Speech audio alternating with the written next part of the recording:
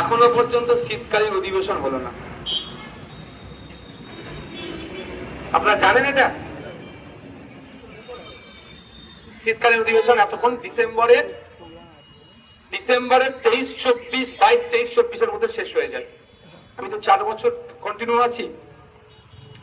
শীতকালীন অধিবেশন 22, 23, 24 লাস্ট দিনে স্পিকার স্যার একটা ফুলের মেলা করেন, ফ্লাওয়ার শো করেন, স্পিকার স্যারের উদ্যোগে ওটা হয়, ওটা হয়ে অ্যাসেম্বলি শেষ হয়, আবার বাজেটের হবে। আর এখন পর্যন্ত জানুয়ারি শেষ হতে চললো, শীতকালীন অধিবেশনের কোনো নামগন্ধ নাই। মানে এরা জানে ভালো করে শুভেন্দু অধিকারী আর মমতা ব্যানার্জি নাটক করবে, নওশাদ সিদ্দিকী কিন্তু প্রত্যেকদিন মেনশন করে একটা না একটা প্রশ্নের উত্তর চাইবে। ওরা ভালো করে জানে নাটক করে তো। আরে ভাই, হাউসের বাইরে ইনকলাব জিন্দাবাদ দাও না, হাউসটা তো মূল্যবান সময়, ওর ভিতরে শিক্ষা, স্বাস্থ্য, কর্মসংস্থানের আওয়াজ উঠুক না। তার পরিবর্তে শুধু 2 দল মিলে ইনকলাব জিন্দাবাদ আর ওই ধর্মীয় স্লোগান তুলে ওর মতো মাত্র। হাউসটা তো নীতি নির্ধারণের জায়গা, ওখানে ওরা, আর এটা তৃণমূল আর বিজেপি আমার মনে হয় গঠা করে যাতে এই বিষয়টা এখানে সীমাবদ্ধ থাকে। এখন পর্যন্ত শীতকালীন অধিবেশন হয়নি। পশ্চিমবাংলাটা কোন জায়গায় চলছে একটু বোঝুন। 2011 সালে নাগরিকের মাথা পিছু 12,000 টাকা মতো ঋণ ছিল, আর এগিয়ে বাংলার গল্প শোনালেও এখন প্রায় 72,000 টাকা প্রত্যেকটা নাগরিকের মাথায় ঋণ হচ্ছে। নিশ্চিতভাবে এগিয়ে যাচ্ছে না, বাংলা পিছিয়ে যাচ্ছে। বাংলাকে এগিয়ে নিয়ে যেতে গেলে আর 5টা সমাজের মধ্যে 8-5টা শ্রেণীর মানুষের যেমন কন্ট্রিবিউশন আছে, একটা গুরুত্বপূর্ণ রোল আমার সামনে বসে থাকা শিক্ষাগুরুদের আছে। তাই শিক্ষাগুরুদের কাছে অনুরোধ করব, সমাজকে এগিয়ে নিয়ে যেতে হবে। এগিয়ে আসুন আপনারা, আপনাদের পজিটিভ রোলই বাংলাকে আগামী দিনে মাথা তুলে দাঁড় করাবে। ধন্যবাদ। স্পোর্টস এর স্কিল দিতে হবে, কম্পিউটার এডুকেশন প্রোভাইড করতে হবে, বিশাল ব্যাপার। কিন্তু হোসনাই ওনার বর্তমান খারিজি মাদ্রাসায় প্রায় 10 লক্ষ ছেলে মেয়ে পড়াশোনা করে। ওই 10 লক্ষ ছেলে মেয়েদেরকে ওয়েল কানেক্টেড করিয়ে, ওয়েল এডুকেশন দিয়ে, স্পোর্টস এর স্কিল লাগিয়ে বিশাল চিন্তা ভাবনা করছে। কিন্তু যে 50,000 কম বেশি আনএডেড মাদ্রাসার ছেলে মেয়েরা অলরেডি 13 বছর 14 বছর ধরে ঢুকছে, তাদের জন্য আর একটুও চিন্তা ভাবনা নয়। স্রেফ ওই ঘোষণাটা ছিল 2024-এর নির্বাচনী বই করে এটাকে পার করার জন্য। আজকে 2026, যে কমিটি গঠন করার গল্প শুনিয়েছিলেন, কমিটির কি হলো, রিপোর্ট কি আজ পর্যন্ত যেমন পাবলিশ হয়নি। সম্পূর্ণটাই ভোট ভিত্তিক কিনার ঘোষণা হয়।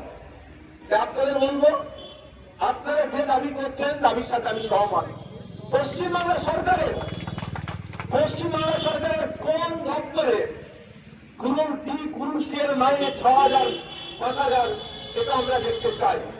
যদি কোন দপ্তরের এডেড সমকক্ষ গুরু সি, গুরু ডি 5,000, 6,000 মাইনে দেওয়া থাকে, তাহলে আপনাদের যে আজকে যে দাবি করেছেন সাংবাদিকটা ইংলিশ করা হোক, তাহলে আমি বলবো এটা যুক্তিসঙ্গত নয়। কিন্তু পশ্চিমবাংলার সরকারি কোন দপ্তরে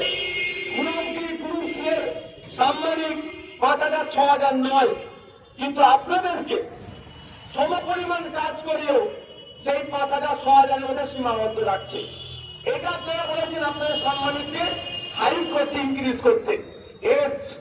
এর দাবির সাথে আমি 100% সহমত। আমি সহমত হতে বাধ্য কেন?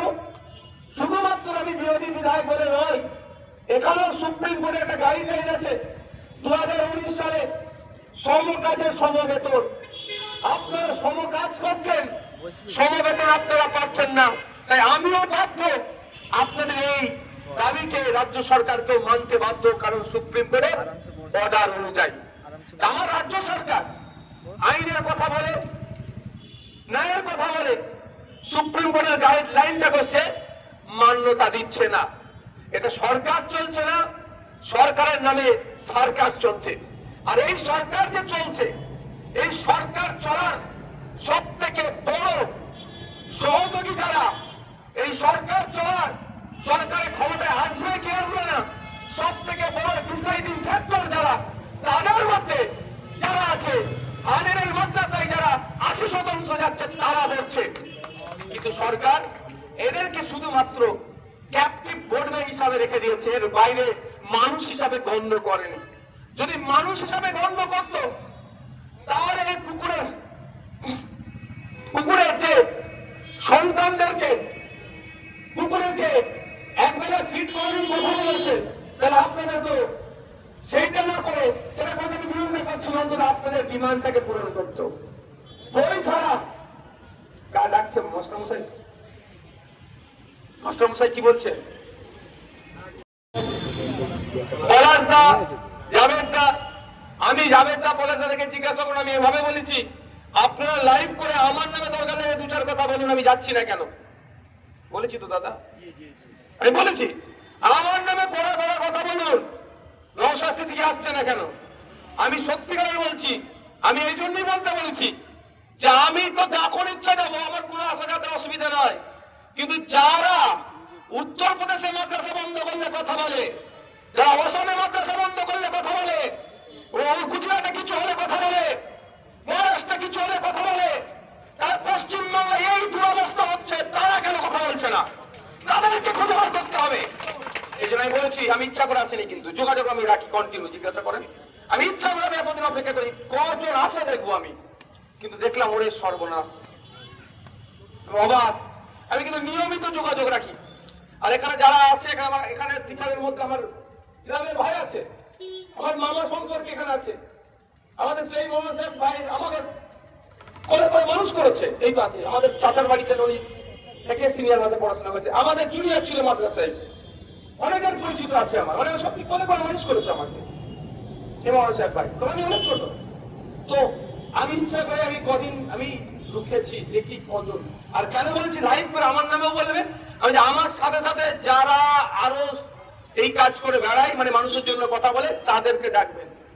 আর আপনাদের বলবো, আপনাদের চিঠি করুন তাদেরকে, আপনাদের লেটার হেডে চিঠি করুন, না আপনারা লেটার হেডে চিঠি করুন। দেখুন আপনাদের দায়িত্ব নিতে হবে, সত্য মিথ্যার ফারাক আপনাদেরকে করে দিতে হবে, ভেজাল আর অরিজিনালের পার্থক্য আপনাদের করতে হবে, নাহলে সাধারণ মানুষ ভেজালে ঢুকে অরিজিনালে আপনাদের গুরুত্বগুলো হারিয়ে যাচ্ছে। আপনার অধিকারের লড়াই এখানে হচ্ছে, আর কলকাতায় দাঁড়িয়ে আমি বড় বড় ভাষণ মারছি অসমের মাদ্রাসা খুলতে হবে। আর অসমের মাদ্রাসা বন্ধ করার কোনো ক্ষমতা নাই, ও সুপ্রিম কোর্টে যাবে, খুলতে বাধ্য। এলাহাবাদ হাইকোর্টের একটা অর্ডার বেরিয়েছে, যারা অনুদান নেয়নি সেই মাদ্রাসা থেকে আগুন তুলতে পারবে না। এবং এলাহাবাদ উত্তরপ্রদেশে 50টার কাছাকাছি মাদ্রাসা বন্ধ করে দিয়েছিল, অর্ডারে আইনের চোরকে আবার তালা খুলতে বাধ্য হয়েছে। সুতরাং প্রতিষ্ঠান বন্ধ হবে না। অসমে বলছে মাদ্রাসা বন্ধ করে হাই স্কুল করে দেবো, আর আমার রাজ্যে মঙ্গলিয়া মাদ্রাসা বন্ধ করছে না, মাদ্রাসা পরিকাঠামোকে ধ্বংস করে দিচ্ছে, কিন্তু বন্ধ করছে না। ওখানে বলছে বন্ধ করে হাই স্কুল করবো, অল্টারনেটিভ প্রতিষ্ঠান পাবে, কিন্তু তার আমি বিরুদ্ধে। আমার ফান্ডামেন্টাল রাইটস আছে, আমি কোথায় পড়বো, কি ধর্মচারণ করবো, কি খাবো, আমার ফান্ডামেন্টাল রাইটস এর মধ্যে পড়ছে। কিন্তু আমার রাজ্যে কি হচ্ছে, প্রতিষ্ঠানগুলোকে শুধু তালা মারতে বাকি রেখেছে, বাকি সবটা করে দিয়েছে। তো এইটা যদি না পাবলিক ডোমিনে আসে, সাধারণ মানুষ জানবে কিভাবে? এইগুলো আমাদের মতো যারা আছেন বিভিন্ন সময় আদর্শগত, যারা আমরা বিজেপি এবং আরএসএস এর বিরুদ্ধে লড়াই করি, আমি আমার কথা আদর্শগত ভাবে আমি বিজেপি আরএসএস এর বিরুদ্ধে আমার সব থেকে বেশি সংগ্রাম জানিয়ে ছিল, আছে, থাকবে। কিন্তু যারা আমার মতো কথা বলে বা আমাদের মতো কথা বলে সংখ্যালঘু সমাজের নিয়ে বেশি ভাবে, তারা আজকে এসে পৌঁছাচ্ছে না কেন? কিন্তু আমাদের ভাবতে হবে। এবং আমি আপনাদের অনুরোধ করব, আপনারা তাদেরকে চিঠি করুন, চিঠি দিন তাদেরকে। অসুবিধা নেই, মাটিতে যাবো, মরে যাওয়ার পরে দাফন করতে চলে আসবে, কেউ কারো থাকবে না।